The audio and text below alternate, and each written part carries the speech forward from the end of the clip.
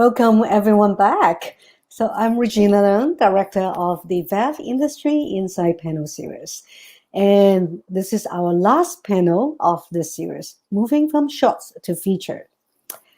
We begin by acknowledging the land that we are broadcasting at is the unceded territory of the Musqueam, Squamish, Tsleil-Waututh First Nations, as well as the Mississauga of the Credit, the Anishinaabe, the Chippewa, the Haudenosaunee, and the Wendat peoples. So I hope you enjoyed the previous panel dialogue with the cast of Kung Fu. And this panel is about what hurdles do the directors and the writers face when moving from short form to long form filmmaking. They're focusing on the important marketing strategies, audience focus points, and producing budgets and more.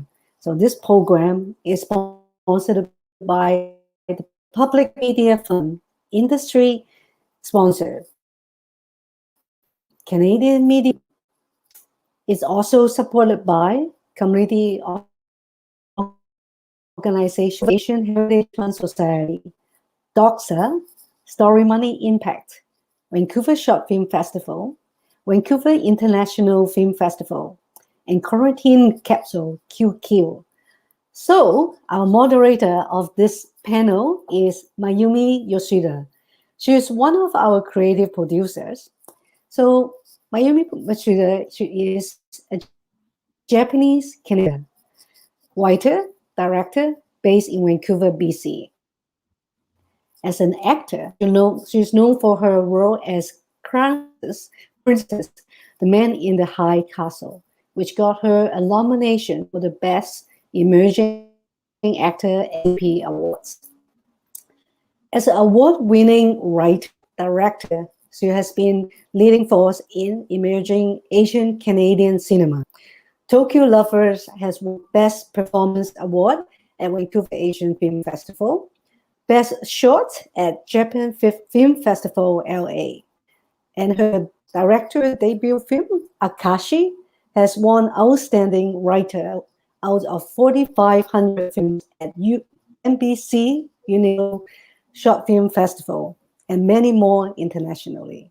So she's currently developing of her first feature film, Akashi, which she'll be writing, directing, and acting in. So let's welcome Mayumi. Thank you, Regina. I'm sorry you had to say so much about me. Hi, everybody. I am very honored to be part of this program. We are talking about short films to feature.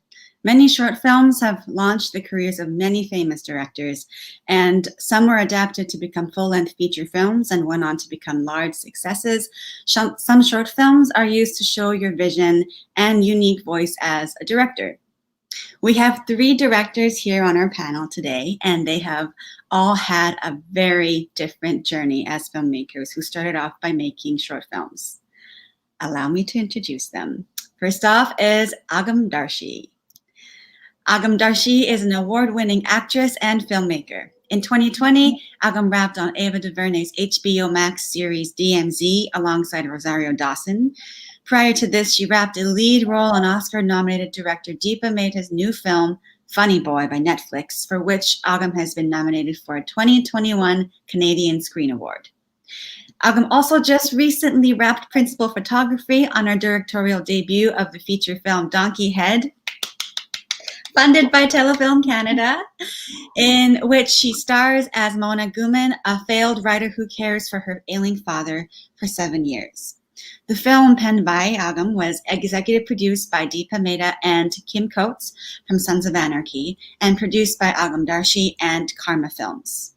Donkey Head was one of the 6 scripts selected as part of the Whistler Film Festival Screenwriters Lab in 2018 and was awarded a grant by the St. John's Women in Film Festival in collaboration with the DGC.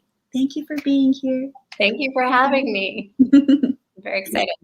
Yes. Next up is Gloria Kim. Born in Seoul, Korea, writer-director Gloria Wee-young Kim is an alumni of the Canadian Film Centre's Directors Lab, TIFF Talent Lab, and NSI. She recently directed, wrote, and produced her first feature, Queen of the Morning Calm, which won the Women in Directors Chair Feature Film Award, and William F. White Real Canadian Indie and the Indie and the DGC Ontario Best Director Award, Special Jury Best Breakthrough Performance Award at the Canadian Film Festival, Best Director Award at the Cinefam. Oh, so many. It premiered at the 2019 Whistler Film Festival.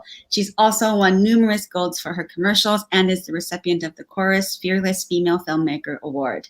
She was one of Women in Views 5 in Focus in 2017 and has directed multiple episodes of television. Most recently, she directed for the hit series Coroner on CBC and MOW for Lifetime, and is on the board of Women in Film and Television Toronto. Woo! Thank you, Gloria. Thank you. Thanks for having me. Of course. Last but not least, Joella Caballo. Hello.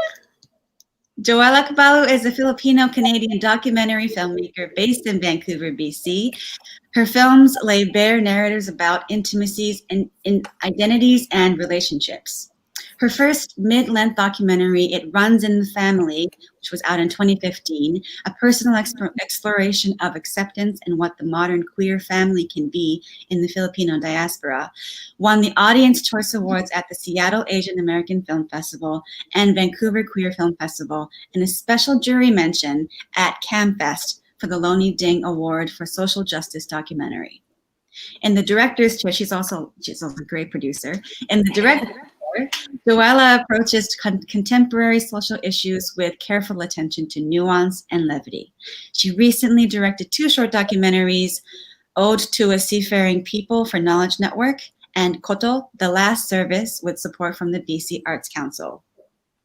Doing amazing in film festivals right now.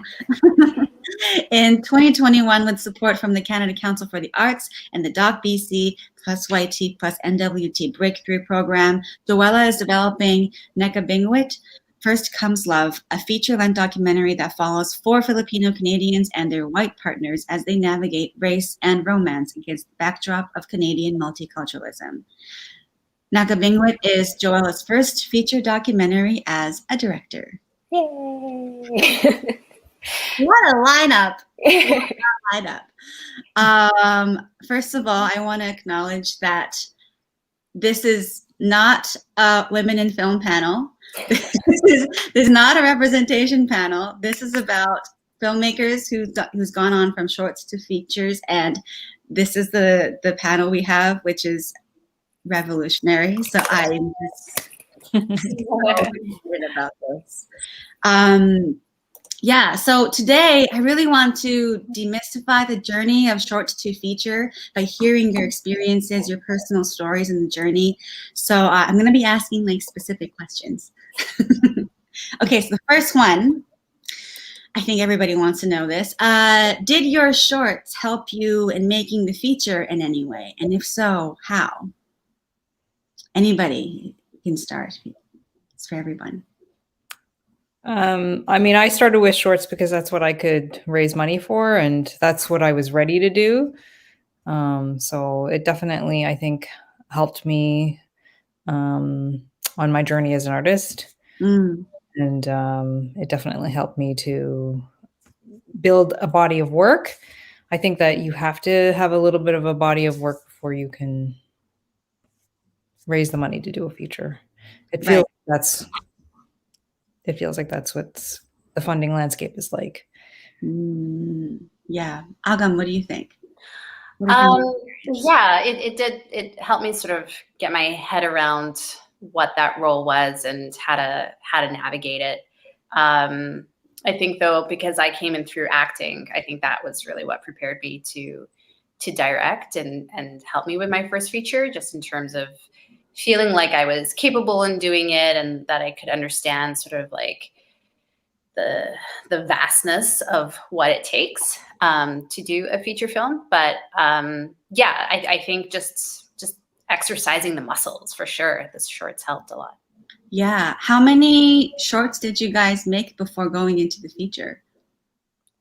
I only made 2. As a director, I've written, Right.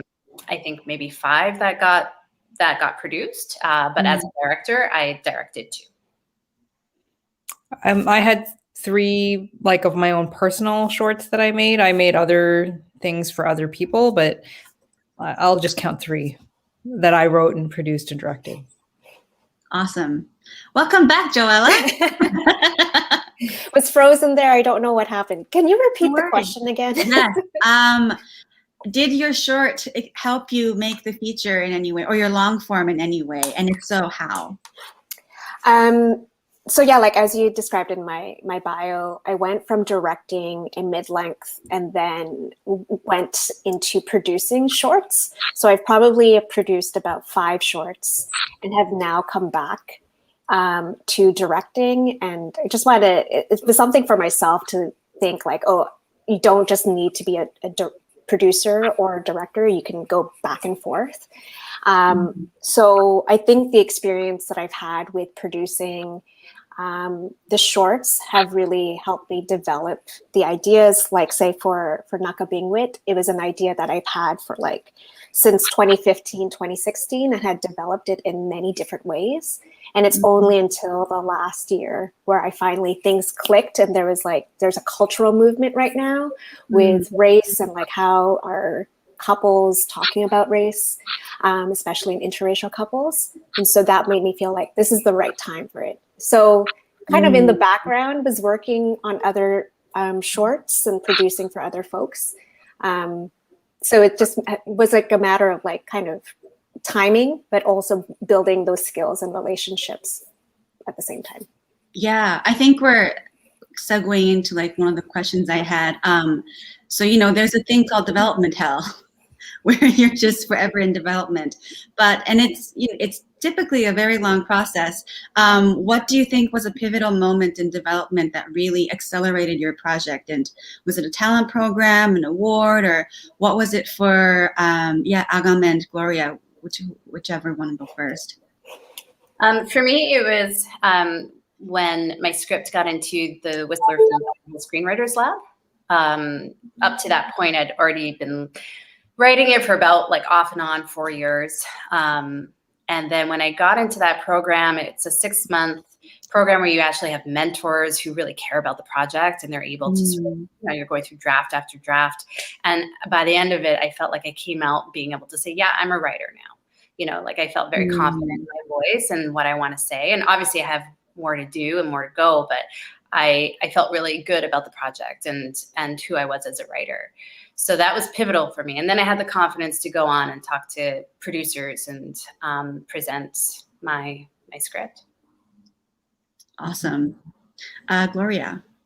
Mine was when I won the Women in the Director's Chair Feature Film Award. That was really the thing. I had gotten a couple of grants up to that point and gotten a little bit of attention for it. But that was definitely the thing that kind of pushed it over the edge, that made it more of a reality, and put me in a position where I knew that I was going to be able to actually make the feature. Right. So yeah, that made a big difference. Did you, because I think we're talking about writing as well, how long did it take for you to write that first draft of your feature that was like able to share with people? Full disclosure, it took me 1 full year to just finish the draft. But how long did it take for you guys? It took me a few years, like 3 or 4 years, before I had a draft that I felt like I could show people. Well, I mean, no, that's not true. I wrote drafts of what I thought was a short, and then started showing that, and then I was told, no, that's not a short, it's a feature. And I was like, oh God. Can you elaborate on that? On like, what was it? What did they say about it that they thought like it should be a feature? Yeah, it was when I was at the CFC, and my mentor there, Marlo Miazga, who's wonderful. She was the editor in residence there. Read it, and she said, "Oh, Gloria, you have to make this. This is wonderful, but it's not a short. This is a feature." And I had sort of written a couple of scenes around the three of the main characters, the mother, the daughter, and the in my story, there's a landlord type character, and it was like where the mother is trying to get him to give her a break on the rent. So it's just a little scene about that, and she just was like, no, there's way more here that you have to tell. And I knew that was true, but I was daunted at the time because I was like, I don't know what I'm trying to say, It helps when there's a mentor to Mhm. bounce off your ideas, and like they can kind of help you through this roadmap, I guess. Yeah. But she did a yeah. few games for me, so that was good. Agam, what about you? Sorry. How long did it take for you to write that first draft? It took a long time. I mean, I think the entire process from beginning to end was about 6 years. And I feel like the first draft was probably about a year. And maybe I think after that, I was able to kind of show it to someone, or like maybe after a year and a half or so, and only one person. And then I was like, what do you think? And then, it took me a few more years before I was actually able to, send it to, Whistler and stuff like that. Joel, what about you? Yeah, I think as the one person representing documentary here, and there's this like misconception that you don't write for documentary, which is absolutely not true. There's lots of grants, lots of proposals, and it's like the same things that overlap with narrative fiction that I think what was the kind of turning point for Nakabingwit was, in the past, I was really thinking of it as like a concept. What's often for documentary, where what I hear is like, don't pitch like a situation or a topic. We want to hear a story. We want to know characters. And that was pivotal for me in the last year with the resurgence of Black Lives Matter, and also with the anti-Asian violence going on, that I just started noticing in on social media, people that I followed, other Filipino Canadians who are finally being vocal about this difficulty and the challenges with talking about race and how it affects them with their white partners. And so finally I'm like, okay, I need to get this person as a character. And that was like, for me in docs, it's kind of hinges on that, trying to find who is this character and what is their story, what is their arc. And so that only happened in the last year, but since like 2015, 2016, I've been working as like an abstract concept. And I think that was one of the things I was coming up against when I was applying for grants or trying to develop it.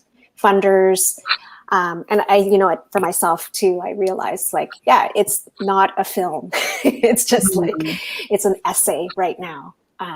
So that was kind of the hurdle that I had to get over. And thankfully, again, like I was talking about, there was a cultural moment that was happening that made it more relevant.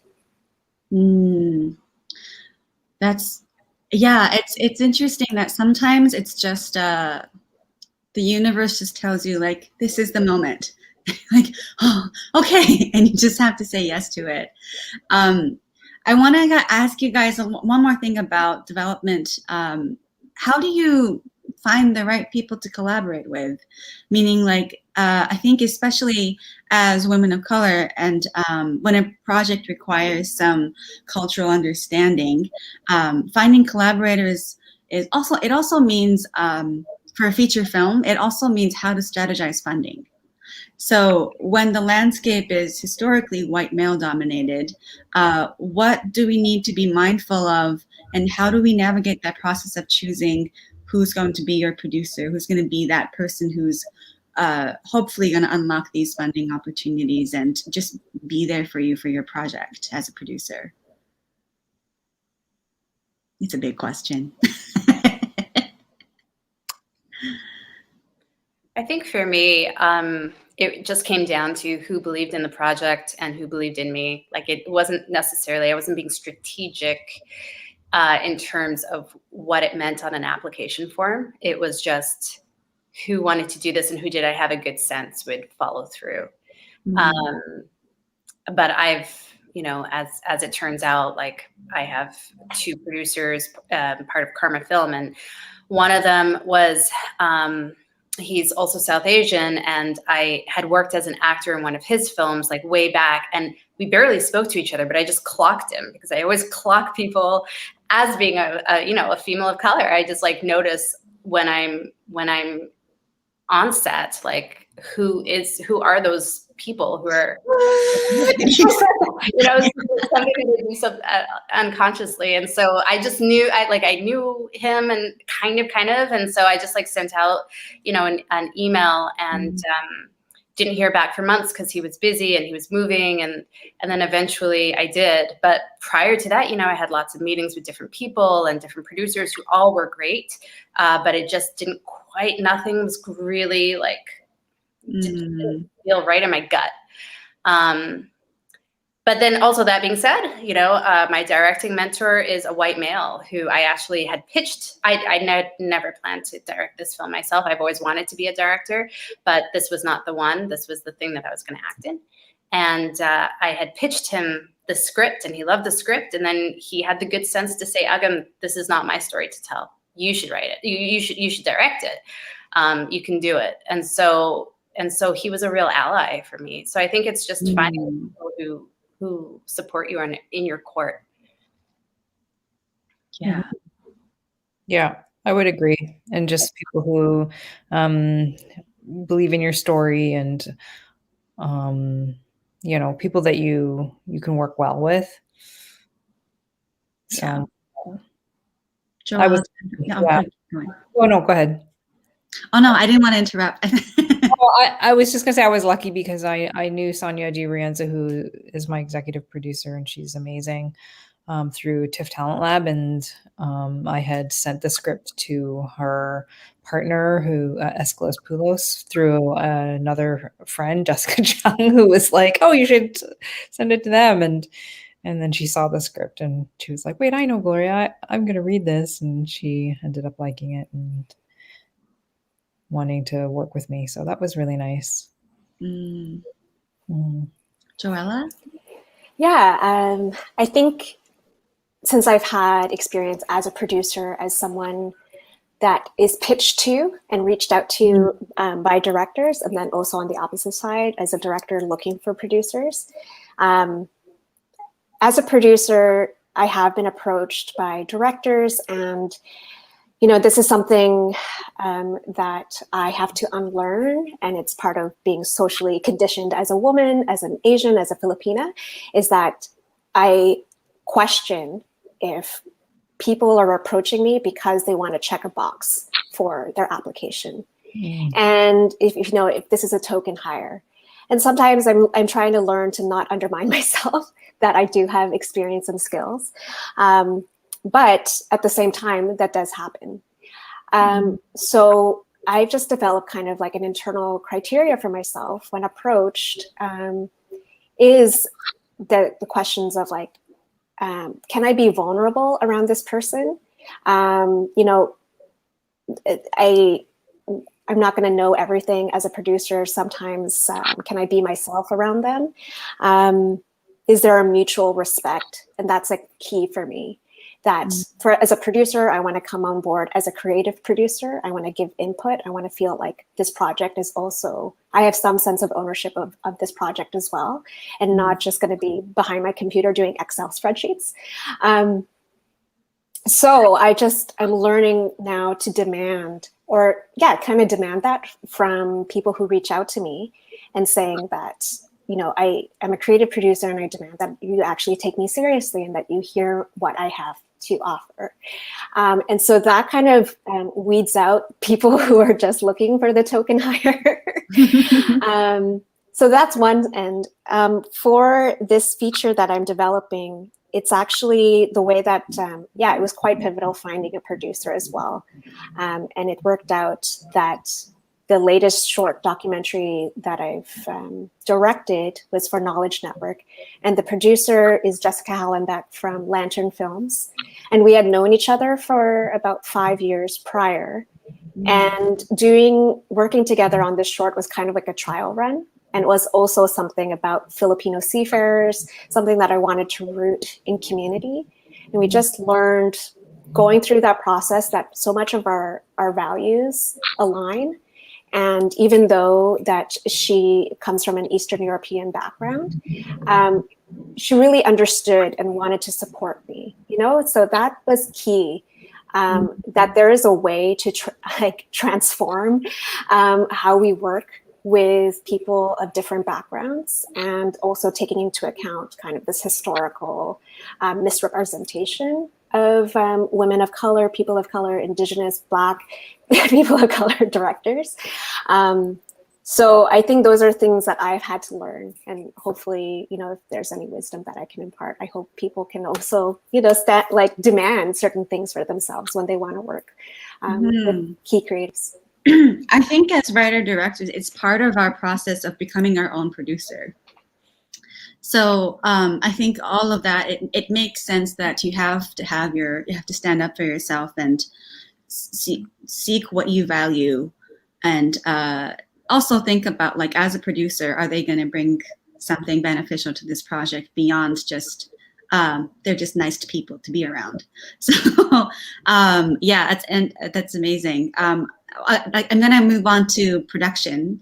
What are things that you did differently in prep and in production for the feature compared to shorts? I mean, it's a higher volume of work.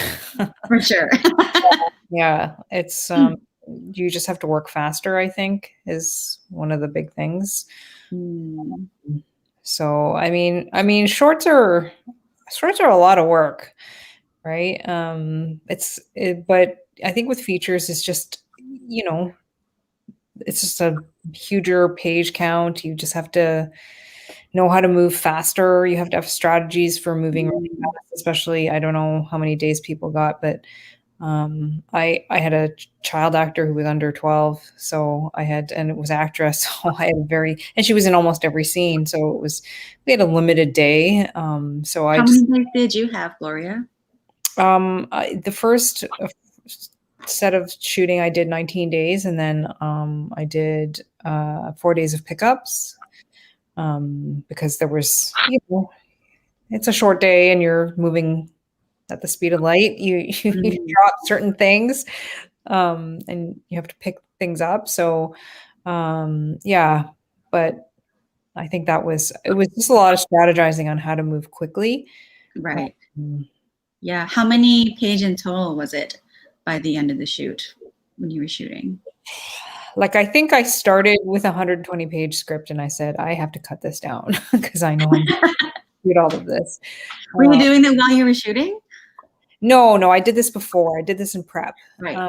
So I cut it down to a little bit over 90. I think I was 96 pages. Oh, wow. That's a huge cut. Yeah. I was slash. Yeah, it was fun. Agam, you just came out of this process. So do you have any fresh tips and fresh experience that you can share with us? That made production smooth for me? Yeah, something that, and also something different from what you would have done for a short. Yeah, I mean, I think Gloria mentioned, like, it's just moving fast, right? So just having strategies that would work. But because I was acting as well, I just didn't want to get stuck feeling exhausted and not having answers. And so the thing that I'm the most proud of is I created a Bible. So it was my script, and maybe people do this, but this was like something that I was like, it was my script, and it was like every single scene was cut up, obviously shot listed, diagrammed, but then it had like everything from every single thought that I had about the characters, the arc, the moments that I wanted to capture, the feeling. What is the scene supposed to feel like? Is there supposed to be a Christmas tree in the background? Like, just whatever was in my mind and how I imagined it, just in case I was completely overwhelmed and unable to make any decisions. So I had that, and it was like my armor, and I was able to, I worked with it with my DP. So he was really in the know, and I showed it to my AD, and I would lose it every day. But it was like the thing that I just like got me through, and it made me feel just really like just confident and like I have this. Yeah. So that was a big thing for me. I want to also ask this. What did a typical day look like for you as an actor, writer, director on set? Like, did you start from makeup chair, or where did you talk to DP first? No, I started in the hair and makeup before all the other actors got ready. And I mean, I don't look great in the film because, I just didn't want to be touched. That's impossible. Okay. But when the camera's like so close, it's like, oh, I should have been powdered. But the thing is that fortunately, it works for the character. It's fine. But yeah, it started in hair and makeup, and then I would just go and just talk to my DP, look at like the blocking, what we had planned to do. Obviously, everything changes on the day, so it does become more organic once the actors step in. But at least we had a plan, and we had one brain, so it was really nice. Like we knew the feeling of what we were trying to get across and the style. And then when the actors came in, the blocking and really trying to narrow that down. And then by the end, we would go through everything that we're supposed to do for the following day, so that we were also in the know with me and my DP. So I was prepped. Were you able to like check the monitor and stuff every time, or did you kind of skip that? At the beginning, for sure. And for the harder scenes, absolutely. I think the thing that saved me actually was my dailies at the end of the day, because that's really when I was able to trust that what I was doing was working. So you were Honestly, I just have to say, wow. Huge. Yeah. The fact that that's what I'll be doing too. So I'm walking into that thinking, holy crap. Like you're not only working as a director to be on set and then as a writer to communicate with your actors, but also as an actor you're prepping, but then also checking dailies. Yeah, I mean, I think like you've been acting a long time, so that's like kind of part of your machinery anyways. So for me, I found that I just had to take off my writer's hat and just like really focus as a director. And then when the camera started, then you're an actor. So it was kind of like, it is a bit schizophrenic, but it just becomes like a well-oiled machine by like day 3. Right. Yeah, Joella, what is something that you think you did differently from short films? Yeah, I just wanted to respond to what Agam was saying, that, like even though I'm working in documentary, again, I think same kind of principles apply when you're going into a bigger project, that kind of leaning on your people. And there's a bit of that, like really honing and polishing your communication skills when you get to a point where you're like stressed and hangry and like things are not coming out as you want. I think those are kind of, overlap for sure. So right now I'm in production, like halfway in production with a Telefilm Talent to Watch feature doc, and I'm the producer. The director is Nisha Platzer, and it's a personal topic. It deals with kind of reckoning with the suicide of her brother 20 years after. And it's inviting people who are closest to her brother. And so we filmed in Cuba in January 2020. It's amazing that we got in there before everything. And I think something that was different was I'm so used to doing, as a producer on like indie docs, I'm used to doing everything. I'm being like, I'm the PM and the PA and their caterer and your driver. Like I'm used to doing everything. But for this, it was like, I really have to lean on people. We have more money. Let's hire people to do those jobs so that I can, for that particular shoot, I can really be there as support for Nisha, for the director.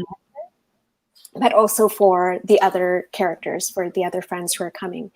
And this is a practice that I think I'll take to the rest of my projects, feature or shorts, is really implementing this like ethics of care.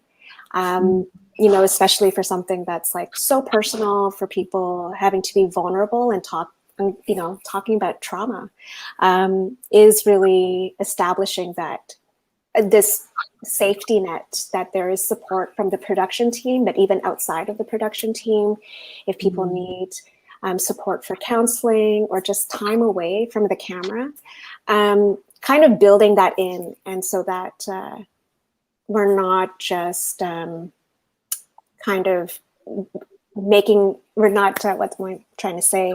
Even though we only have like a certain amount of days and a certain amount of time, it's always trying to remember that we are human at the same time. So taking that into account. So that's something that, I want to take on forward for the rest of my projects. Yeah. Do you, this is again for everybody, I have huge imposter syndrome. So did you ever feel that way when you were directing your feature? Did you ever have moments where you felt like, how the hell am I going to do this? And how did you fight through that? I think I had imposter syndrome leading up to, I think that once I decided I was going to do it, it was just, you're on a moving train and you just have to get on and you just have to keep going. And you kind of don't have time for imposter syndrome, if you know what I mean. Like there's too much going on. So you're feeling that imposter syndrome right now because you're gathering your forces, right? And I think it's absolutely normal to feel that way while you're gathering your forces and you're sort of, you're developing and you're trying to figure it out and you're strategizing how you're going to get it made. But then once you're on that production train, you're not going to go. Yeah, let me reassure you, you won't feel that way. You'll just be on it. You'll just be like running to just, because you have to, and because all these people are counting on you, and you don't have the time. Yeah. Too real. That's awesome. yeah. So that's a comforting thought, I think.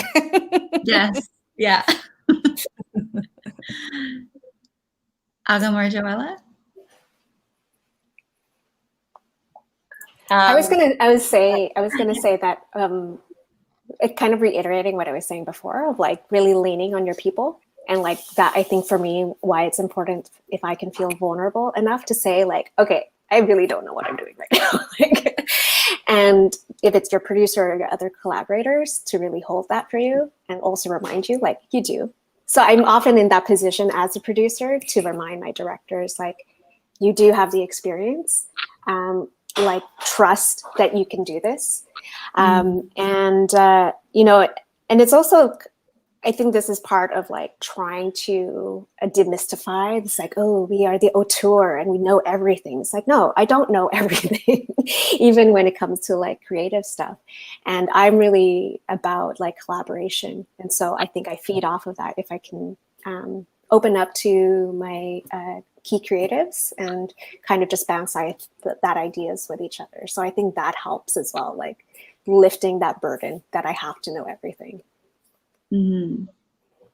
Yeah, I would agree with everything that Joella and Gloria just said. I remember in prep, I have a really good friend of mine who works for Disney. She's like an exec, and I was like, oh my God, what am I doing?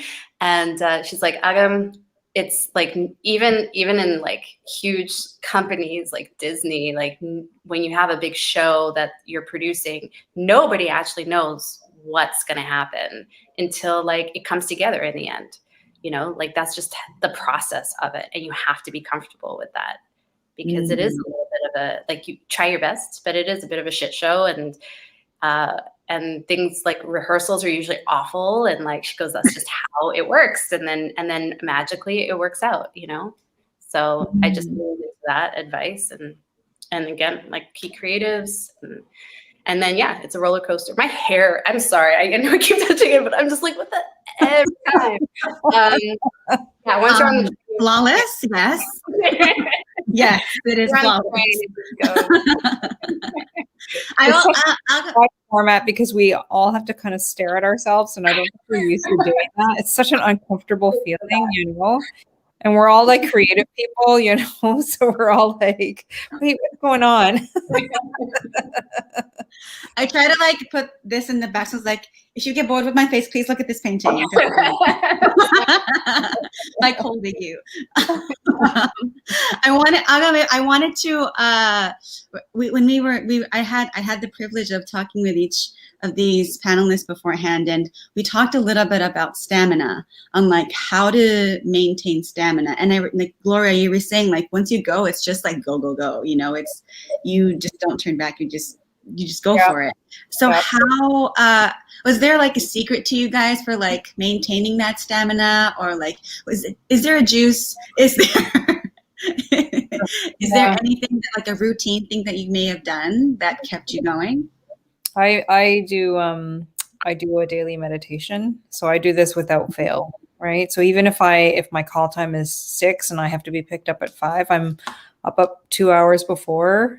I'm up at 3 to do my meditation, to settle in, get into my body, you know. I do, and I just ask, you know, spirit to help me and to be with me and to guide me, because, you know, as Agam was saying about, you know, it's a shit show and it just comes together. That's faith, right? And it's just belief, and it's also just putting your creative will out there and working with all of the wonderful people that you have around us. And then I think that for me is so important. That, and I do a run. I run as much as possible just to keep my stamina up. Wow. Yeah. And good shoes, really good shoes. Like sunset shoes? Yeah, like just really comfortable shoes that you don't have to, like, you know, because you're on your feet like 14 hours a day. So, you know, and comfortable, really comfortable clothes. It's like whatever it takes to make sure that you're not physically uncomfortable, I think. Yeah. That's awesome. Joella or Agam? I was going to say, I don't do any of those things. This is why it's great. We're having very different. But like, I am in awe It's of great. Gloria and your meditation and exercise practice. I have to do it. I'm also a mom, so I have to do it. True. I think like when thinking as a producer, but it's kind of the same thing. Like in a practical way, I'm also thinking about the stamina of the crew and of our participants. For our director, Nisha, like she's directing, but also on the camera, and like having to connect with her brother's friends. So that was like a lot for her to handle. And so for me on a practical level was trying to schedule our days that were not like stacked. We're also talking about the emotional toll it takes. And so if we're having a really late shoot, to make sure that we have a pretty relaxed morning so that everybody in the crew can have breakfast, do their morning routine, whatever that may be, yoga, meditation, running, or just Joella who likes to sleep in. So I that's something that I keep in mind as well, not just for myself and the director, but for the crew. So yeah, that's, I think, is part of the making sure that you have enough energy to see through those long days, and also emotional days as well. Nice. Agam? Yeah, I think for me, I think I started off being like, okay, I'm going to meditate throughout this and stuff. And it lasted for a little bit, but then adrenaline just kind of took over, and that sort of helped me through. I think like I am also a mom, and I really think that that's actually trained me to just have stamina in life, because there's never downtime. So I found that helpful. And I think I just made a promise to myself. I was like, these people are looking to you. Like you can't cry. You can't fall down here. And I would cry like to my DP or in private, but I couldn't I just had to allow myself to carry on and to create a space that felt like people were creative and imaginative and collaborative, and like that was my job. So even when I felt like just like, giving up and just, I just couldn't, like, and it was just a promise that I had made early. It's like, there's going to be some really shitty days. I'm sorry. There's going to be some bad days, and just like power through. So yeah. Just like Saskia said, yay for Moms in Director's Chair. Yes. Any parents in Director's Chair, but especially moms. We're at 2:45, so I kind of want to open it up to questions from the audiences too. But before we go, one last thing from me. Do you feel like you have changed mentally as a filmmaker after shooting a feature film or a long form anything? I joke because the doc the Talent to Watch doc, we were selected in 2019 and we were supposed to finish 2020, but pandemic delayed the rest of our shoots. And I joke that like it was such a stressful time last year trying to figure out like if we're going to continue shooting, what do we do in the meantime? Thankfully, we were given an extension. But I joke that I was like, I'm just going to retire after this feature. It's just, that took enough emotional energy from me. But I do think it's kind of changed how I want to really think about the practice of care, like I've been saying, for my other projects. I think, it's a good thing, because it proves to yourself that you can do it. I think that's like a big thing for sure. I mean, I was really ready to make my feature. So that felt good too, right? Because you work so hard for it, and there's some years where you're like, oh, I wonder if this will ever get made. So it felt good. It felt like a really good accomplishment. Yeah. I think it's really, for me, I think it's really important for me to just put myself in really stressful, hard situations, whether it's like making a feature or like, doing a one-person play or whatever, climbing a mountain, doesn't matter. It's just like, because it's these bursts of stress where it's like, I don't think I can do this. And then you overcome it. And it just helps with like, just the process of life and the process of creativity. So it was, yeah. Answer your question. It was helpful. I have questions from registrants that I got earlier on. Emily asked, this may be a question more for Gloria, but what should your strategy be once you complete your feature? Like film festivals? Do you pitch it to Netflix, Amazon? Like, what was it like for you, Gloria? I think you want to do a good festival run and try to win some awards, try to get a little bit of attention. Because if you can do that, then it's easier to sell it to a broadcaster. That would be my advice, is to just start hitting your festival circuit and just submit. Don't stop submitting until you get into a few. Yeah. Mm-hmm. I think, film festivals, if you get into, those big ones, it's amazing. And obviously TIFF is a huge one in Canada. So also build those relationships beforehand too. Yeah. I feel like through your shorts. Oh, sorry, go ahead. Yeah, like building the relationships, and also, but any festival is good because you want people to see your film, right? You want people to see it, and it's, if you don't get into TIFF, that's okay. I think you just want to get it out there, and especially when you are trying to build your reputation as a filmmaker, if you're a person of color, sending it to more niche festivals is great. Niche festivals could be a really wonderful welcome home.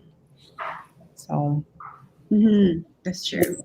I Yeah. would say for documentary, like certainly festivals is an excellent way to build up your career profile and have eyeballs on your film. But I also ask filmmakers and my directors, what is the goal of your film? And it might be different if it's like a narrative fiction, but for docs, if there is a social cause attached to it, is it more about raising awareness and not so much about your own career profile? So that should really kind of dictate what kind of avenues you would approach. So maybe if you're trying to build awareness, maybe the film festival route is not really the place to go. And maybe it's more building partnerships with organizations who can create and host those kinds of events with stakeholders. So I think, yeah, it's always kind of, I try to remind myself, like, what is the goal of this film?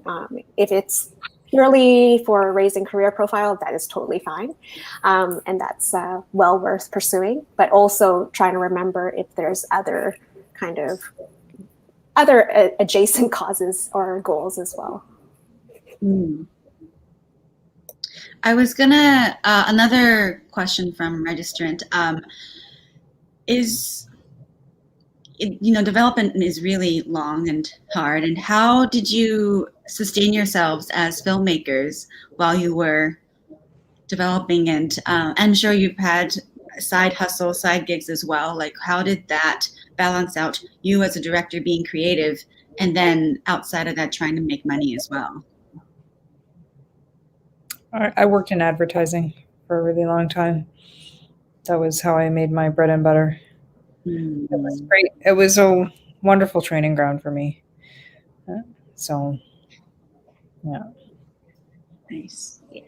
I was acting. So that's how I made money while I was writing. And sometimes the acting world, it can be incredibly rewarding, and sometimes it's really not. So having this job was like this project, making my feature was just, it's kind of what just ignited that fire in me as to why I'm a filmmaker, why I'm an actor to begin with, and the stories that I wanted to tell. So it was a bit of a lifeline for me, within this industry.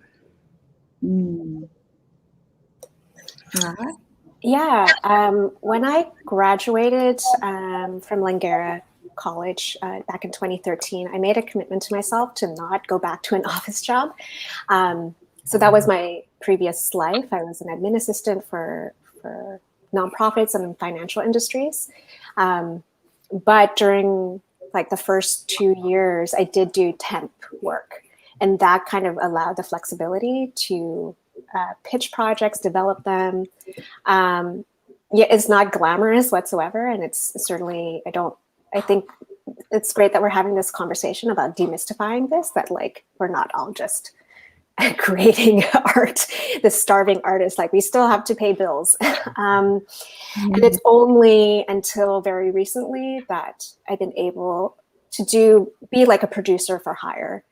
So to do that kind of work during development, and now I'm kind of also adding to my income stream, being like an instructor and consultant mentor, which are all things that I absolutely love. So I think they feed into the development of my projects. Yeah, I think it's, I'd love to ask one more, which is what kind of experiences helped you outside of directing, helped you as a director? Whether that's like with Gloria through advertising, or what felt like accidentally it prepped you as a director? I mean, I think, living your life really helps you as a creative. And as I remember when I got pregnant and I was a little bit freaked out, and I called another filmmaker that I know, Korean filmmaker Min Suk Lee, who's an incredible doc filmmaker, and she had a baby a few years before me, and I was like, oh my God, am I going to be able to be an artist? And she said, Gloria, without the life stuff, there is no art stuff. And I was like, oh, she's right. Yes. Yeah. So, I mean, I mean, the best thing to direct is to direct, but I think to be a creative person, to be an artist, you have to live a full life. You have to live a rich life, right? So I think that's important. Yeah. Yeah.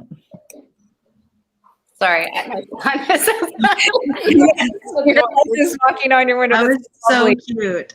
my husband is supposed to be. Anyway, I agree. I think life has been incredibly imperative to live in order to be a creative person, and yeah. And I think as an actor, especially, I think that's something that's taken not taken seriously enough. Like there's so much that you learn when you're on set all the time, and different directors that you're working with, and why does one feel better than another, and why does this script feel better than another? Like constantly reading, absorbing it, and that's been imperative for me to be the director that I am. So those, yeah, it's been huge. Totally. Yeah, They I would complement add. each other. Yeah. I would add on, like, since I've kind of built my practice as a producer, working with so many directors, each of them having different approaches and different working styles, Totally. and also being a creative producer, having to really challenge, like, what are we going to see on screen? That's really helped. But also, I would say, like, just having a healthy media diet, even though I work in docs, like, I love to watch popular Hollywood films as well. And in some ways, like, in the doc world, that's like, ooh, like recently, some people didn't know what some Marvel movies were. I'm like, for me, it's important to know what's happening in the industry, and that feeds my creativity as well. Like, watching WandaVision this pandemic has kind of informed some of the elements that I want to include in my my doc. Nice. Yeah. Oh, interesting. That was quite groundbreaking. Yeah. Yeah. Very cool. I have a question from Shazia. Did your scripts go through further changes after locking a producer or funder, and did they have notes? And how did you deal with that? Yeah, I had further changes to my script. I got some feedback. I got what I thought was good feedback, actually. And the people that I was working with, they were great. They had some suggestions, but they were very open to, but just my going away and figuring it out and going in and making the changes that I thought fit the notes that they were giving me. So yeah, I don't mind getting notes. I welcome notes. Yeah. Yeah, mine did too, but I didn't necessarily get notes from my producers or funders. It was just my own desire to kind of tighten, I was constantly changing the script and working on it and tweaking it till the bitter end. Stop. Yeah. Nice.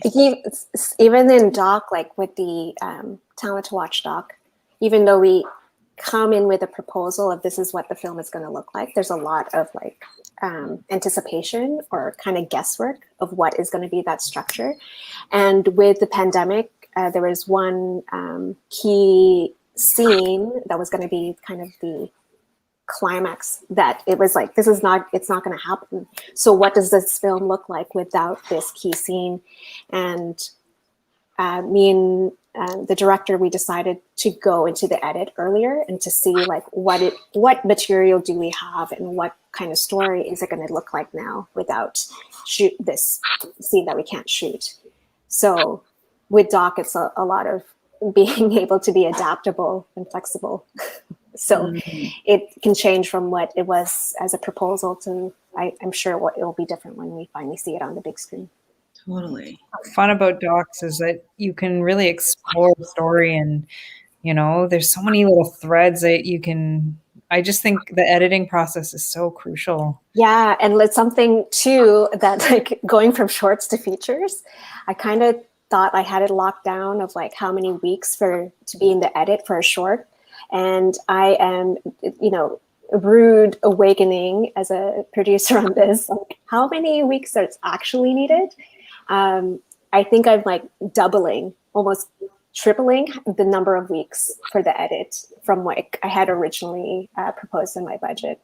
So you always need more. I mean, just the amount of footage you have to go through for a doc for feature must be ginormous. Yeah, for this one, it's Nisha, the director. She had been developing and shooting on her own since 2016. So we're working with like 4 years of material, and then the stuff that we're working with in this past year. So Wow. I'm glad in some ways pandemic has been good, like blessing in disguise that we've had that time to go through it and figure out like what is the story structure. Agam, there's a ghost in your window. Oh, I know. You wanted to show me. Yeah, so cute. It's so cute. Sorry. I have one question from Lynn. She says, do you see features as graduation and therefore done with shorts, or would you consider doing shorts in the future? I really like shorts. I would consider doing shorts because it's such a nice. There's a lot of freedom in shorts and just an ability to be very creative, and whereas sometimes I find features. I mean, you obviously very creative, but there's so much more money involved, and so there is kind of an expectation as to making it digestible enough for a mass audience to appreciate. Whereas at least with a short, you can really just do anything, really, and see how it turns out. So it's almost a bit more of a playground, I think. I would agree. Yeah, shorts are fun. And if it was the right short that I had the passion for sure, I'd do it. Yeah. I think it always comes down to like, the story and trying to figure out what is the best form and medium for the story to be realized. And I think for Nakabingwit, it started out as a feature, and then I developed it with the NFB as like a short social media piece, didn't go anywhere. And then I'm like, hey, how about a podcast? And I was a podcast trained for like 6 months. So it's really trying to have that real talk with yourself. Like, what is the best way to communicate this idea and this story? So I try to be open to that more. And I would love to see this kind of narrative around like, oh, once you make it as a feature director, then that's the pinnacle of your career. Like, I'd like to be kind of flexible and fluid with what you want to create. Yeah, I really love how Spike Jonze and like Wes Anderson too, they have fun with commercials.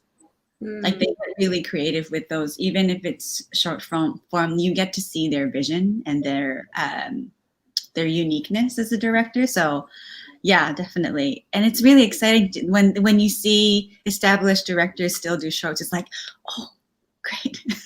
It's really cool. This is a question to Agam. How many pages did your Bible turn out to be? I feel like it was probably about, I didn't page count it, but I think it was something like 200 something pages.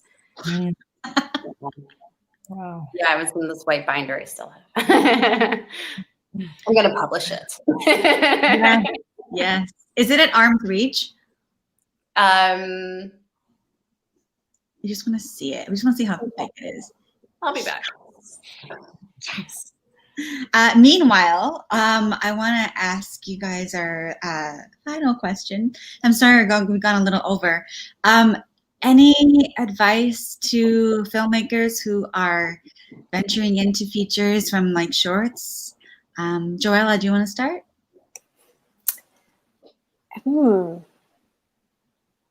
I guess it's kind of what I was saying before, is like really asking yourself, because this is something that funders will ask as well. Like, is this really warrant, this length in this form? Why this medium? So having that real talk with yourself about that. What is in the media landscape right now that is similar? What kind of works are you responding to or in conversation with? I think that's something important to understand, like what is your project's place in this kind of current landscape of media? Because I feel that's a question that comes up, like certainly with the Canada Council, like I'm going into more like independent artist route, but even with broadcasters that will ask like, why now? That question that always comes up. Why is it relevant and urgent to produce this right now? Totally. Thank you. Gloria? I would just tell people to just do it and just fight for it and believe in themselves and keep going, and it's okay if it takes time. It's supposed to take time. That's what I would say. Yeah. Thank you. Agam, I asked them any advice or anything you want to say to filmmakers who are venturing into features from shorts. And thank you for going to get the folder. Oh, yeah. Okay. I'm quite touched by what Gloria had to say. I think there's always so much pressure to like just get it done, and like, yeah, it is supposed to take time. So just chip away at it, and eventually, you just keep going with that vision. But I do think also, having a good why is really important. That thing that just kind of stirs something in you, that because it is such a long process. That you need to just like, sometimes you are just going to be on autopilot, just trying to get it done. But if you have that like constant, like, little light inside of you as to what really threads you to the project, that can make a lot of difference. So this is it. So it's in a white thing. And then it's like color. It has like the different scene numbers. That's beautiful. Bring it forward. Show us the. Oh, you don't have to show it the inside, so there's no confidence. That's okay. Like I titled the thing. Sorry. Here it's like scene 1, hello Mona, and then like thoughts, and then ideas of what it is, my notes, the stunts, the wardrobe, and then how to shoot it, and then the different diagrams for. Yeah, so it was a bit OCD, but it made me feel like I was back in university, and I like that. Like I like kind of being a bit like academic about things sometimes, and it just it was a good thing. You'll feel really proud of yourself. Was that more for yourself, or was that something you printed for like all of your heads departments? It was for myself, but I had it with me if I ever, like me and my DP. My DP helped me with the diagrams because he had a special program for it. But we just had it with us. And so it was, we did pull it out sometimes to talk to other people about what we were looking to do. Cool. Yeah. Love it. Awesome. Thank you. I'm sorry we went over. Thank you so much, all three of you. This was so amazing to hear your journey, and thank you for sharing that with everybody. I hope this was meaningful to a lot of people. It sure was for me. So thank you very much. Thank you. Thanks, Devash. Thanks, Naomi. Thank you so much.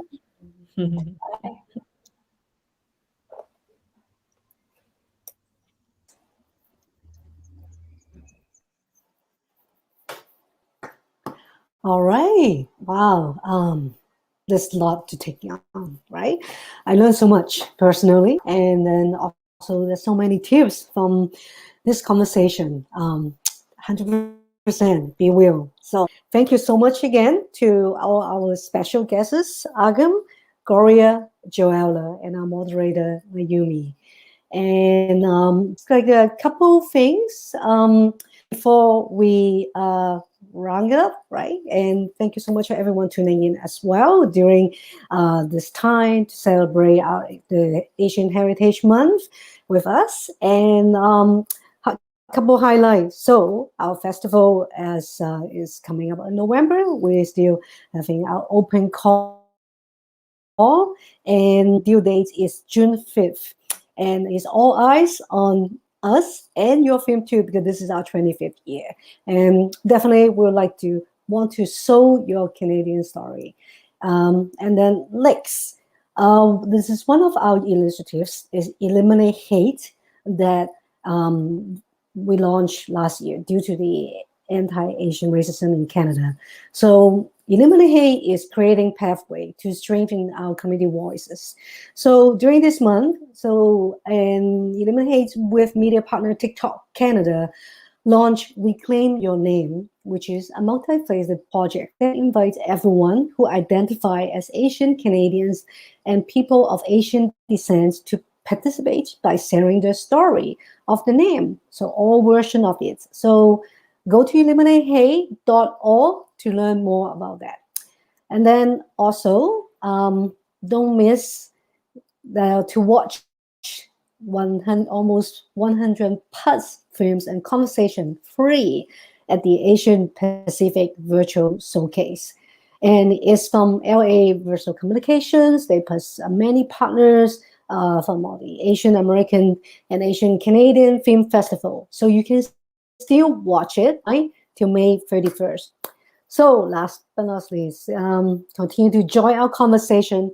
Tell your friend, connect with us, and at our social media platform, FF Vancouver, #VEF, and also we 100% organized by volunteers. So make a donation at VEF.org. Again, thank you so much to our creative producer teams. So without them, this 2 months long journey panel series, we may not be able to make this happen. So thank you again. We have Arlo, Mayumi, Nash, Lynn, and also our production team, Jocelyn, Erica, Smiley, and Jonathan, and all the other volunteers to making this happen. And this is the special announcement from Mighty Asian Movie Making Marathon. Ma'am, get ready. We should starting tomorrow. So, and that's the wrap for our panel series. So stay strong. Hopefully we'll see you all in person at the upcoming events at the festival. And bye. Who wants money? Who wants $500 of man money? This year, pitch and get cash to make your Mighty Asian Movie Making Marathon 10 minutes short. Commit. Submit. Win it! We can't wait to see you online.